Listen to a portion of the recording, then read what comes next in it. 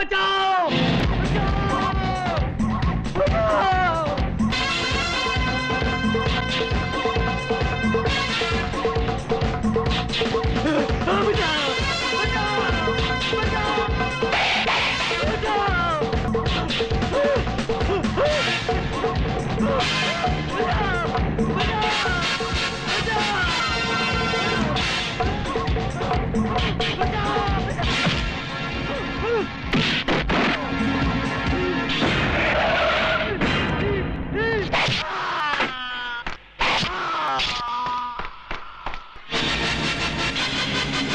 जज साहब, दाद देता हूं आपकी हिम्मत और बहादुरी की, वरना ऐसे खतरनाक मैटर में तो अच्छे अच्छे लोगों की जुबान बदल जाती है। कोई भी आदमी गवाही देने के लिए आगे ही नहीं बढ़ता।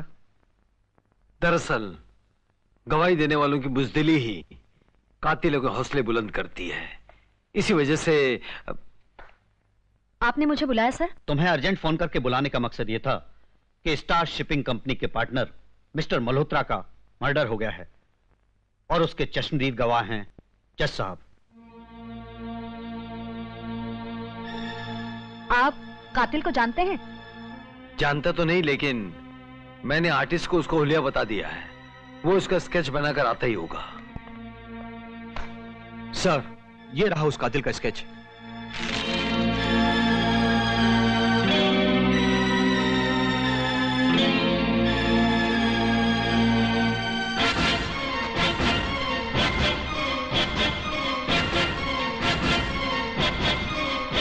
क्या बात है इंस्पेक्टर, तुम इसे जानती हो? जी सर, बहुत अच्छी तरह से। इनका नाम सुनील है।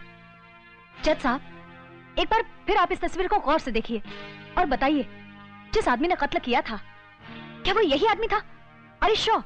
Of course I am sure. मेरी आंखों के सामने इस आदमी ने कत्ल किया है और मेरे बताए हुए हुलिये पर उसका स्केच बनाया गया है और ये स्केच हुबहू उसी आदमी का है। It's very clear Ashwini. Yes sir. Sir, thank you very much. Thank you. You welcome. Inspector Ashwini, ये केस मैं तुम्हें सौंप रहा हूं। वो जहां कहीं भी हो, उसे जल्द से जल्द गिरफ्तार करो। Yes sir.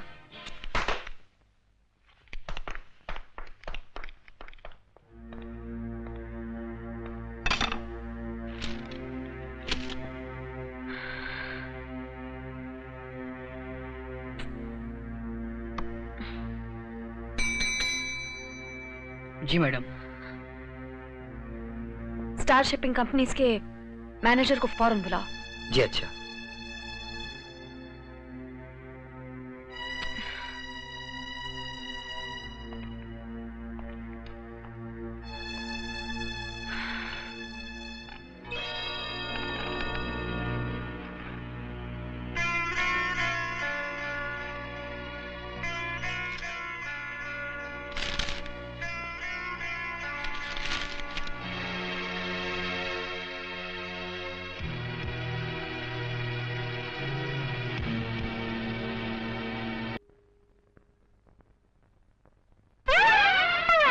ये भी खाली खाली। या जब मायला ये भी खाली। ये लॉकअप खाली क्या गुरे? लॉकअप खाली रखने को हमको रखा इधर। बड़ा सब राउंड अप भी आएगा तो क्या मुंह दिखाएगा उसको? हैं? जाओ सड़क पर जो दिखेगा उसको उठा के लेके आओ इधर। जाओ। हट। या जब मायला ये वो बस्ती का दादा किधर है रे? क्यों नहीं आया अभी तक वो? क्या पुलिस से मिलने को टाइम नहीं उसके पास? क्या हमसे भी बड़ा दादा है वो? जाओ लेकर आओ उसको भी करे तो दे आया। हट। जी सर। हट। सुनिए। हाँ। मेरा नाम रमेश गोयल है। मैं स्टार शिपिंग कंपनी का मैनेजर हूँ। मुझे इंस्पेक्टर अश्विनी जी से मिलना है।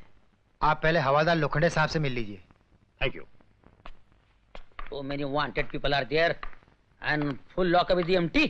Jamaila. Very bad. आप ही हवलदार लोखंडे हैं?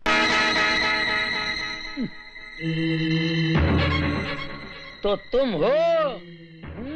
जी हाँ जी हाँ। Thank you very much. जब तक बैठने को नहीं बोलता है इज्जत से खड़े रहने का। ये पुलिस स्टेशन है, तेरा बाप का घर नहीं है।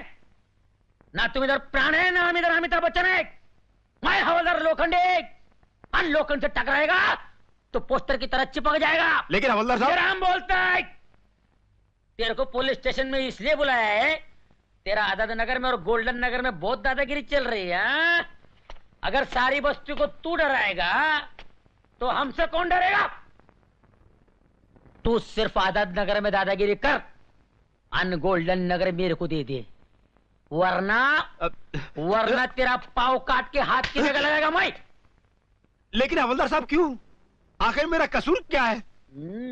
कसूर? तूने जिसका पेट फाड़ा था उसका क्या कसूर था?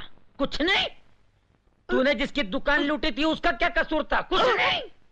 तूने जिसके दांत तोड़े थे उसका क्या कसूर था? कुछ नहीं। अन पूछता है कसूर क्या?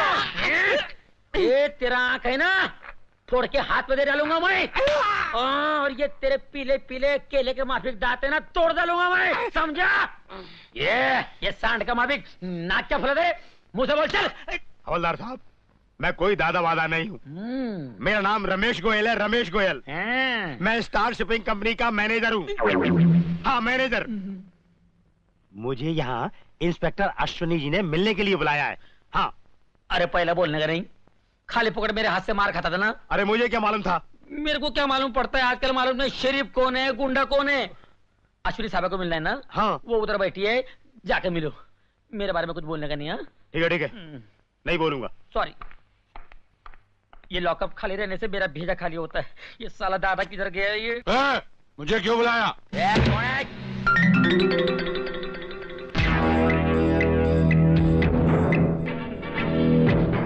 पहचाना मुझे? आजाद नगर और गोल्डन नगर का किंग हूं मैं। कौन बुलाया? मैंने नहीं बुलाया। गोल्डन नगर।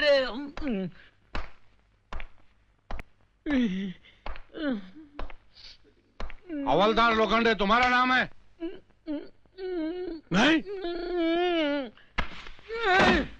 बुलाया और बोलता नहीं बुलाया? बुलाया, चाय पिलाने को बुलाया। बैठो बैठो बैठो बैठो। एक चाय मलाई मार के फर्स्ट क्लास। इधर चाय बहुत अच्छा मिलता है। अच्छा। कैसे हैं आप? आशीर्वाद आशीर्वाद आशीर्वाद आशीर्वाद आशीर्वाद। इंस्पेक्टर, मैं स्टार शिपिंग कंपनी का मैनेजर हूँ। ये सुनील हमारे यहाँ सुपरवाइजर की हैसियत से काम करता है। इसके चाल चलन और कैरेक्टर के बारे में आप कुछ बता सकते हैं? ये एक नंबर का बदमाश और चर्ची है। जुआ, शराब, मारपीट तो ऐसे समझो जैसे कि माँ के पेट से सीख कर आया हो। मिस्टर मल्होत्रा के साथ इसके ताल्लुकात कैसे थे? बहुत खराब। एक तो ये यूनियन लीडर है, फैक्ट्री में मजदूरों को भड़काकर काम बंद करवा देता है। इसी बात पर इससे कई बार मल्होत्रा साहब की कहासुनी हो चुकी है। एक बार तो इंस्पेक्टर, इसने मल्होत्रा साहब को जान से मारने की धमकी भी दी थी। जब मल्होत्रा साहब का खून हुआ तो ये सिगरेट पैकेट उनके हाथ। इंस्पेक्टर साहब, ये सिगरेट का पैकेट भी सुनील का है। जरा गौर से देखिए, इसमें भी चरस भरा होगा। इस वक्त सुनील कहाँ मिलेगा? अब क्या बताऊं इंस्पेक्टर, उसकी सबसे बड़ी कमजोरी है खूबसूरत लड़कियां। पूरी की पूरी तनख्वाह उन्हीं पर लौटा देता है। अश्विनी, तुम? मिस्टर मल्होत्रा के खून के इल्जाम में मैं तुम्हें गिरफ्तार करती हूँ।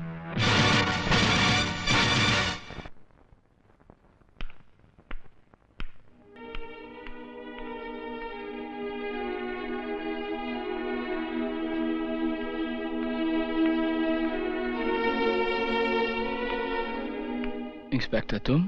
क्यों? सिर्फ अश्विनी कहने की हिम्मत नहीं है तुम में? मुझसे नजर मत चुराओ, मेरी आंखों में आंखें डालकर देखो सुनील। ऐसी कौन सी बात हो गई जिसने हम दोनों के बीच सलाखों की ये दीवार खड़ी कर दी?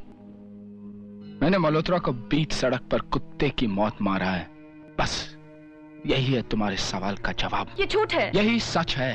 तो फिर उस सच का क्या, जो प्यार बनकर हमारे दिल में बसा हुआ है? निकाल के फेंक दो उसे। वो प्यार नहीं, एक मजाक था, और मजाक दिल बहलाने के लिए होता है, दिल में बसाने के लिए नहीं। लेकिन जो दिल में बस जाता है वो मजाक नहीं, प्यार होता है। और मैंने तुमसे प्यार किया है। तो मैं क्या करूं? तुम्हारी बेवकूफी पर आंसू बहाऊं? मैं एक बच्चलन आवारा खूनी हूं। तुम जैसे भोली भाली लड़कियों को अपने प्यार की चाल में फंसाना मेरी आदत है। मैंने जिंदगी को कभी सीरियस नहीं लिया। चली जाओ यहां से और मुझे अकेला छोड़ दो। मैं क्या तुम्हें अकेला छोड़ूं? तुमने खुद मुझे जिंदगी के ऐसे मोड़ पर अकेला छोड़ा है जहां से आगे मैं बढ़ नहीं सकती और पीछे हटने के काबिल नहीं रही। बहुत बड़ा धोखा किया तुमने मेरे साथ, बहुत बड़ा धोखा।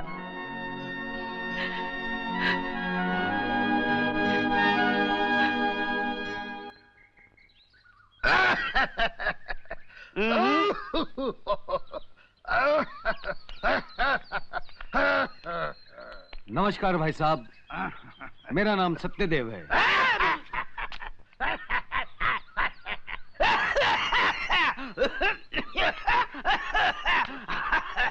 हम वोट मांगने नहीं आए।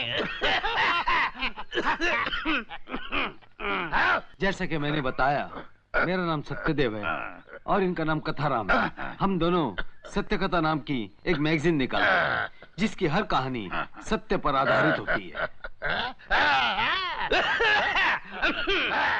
हम एक लड़के के बारे में कुछ जानना चाहते हैं। उसका नाम है सुनील। वो हलकट, गुंडा, मवाली।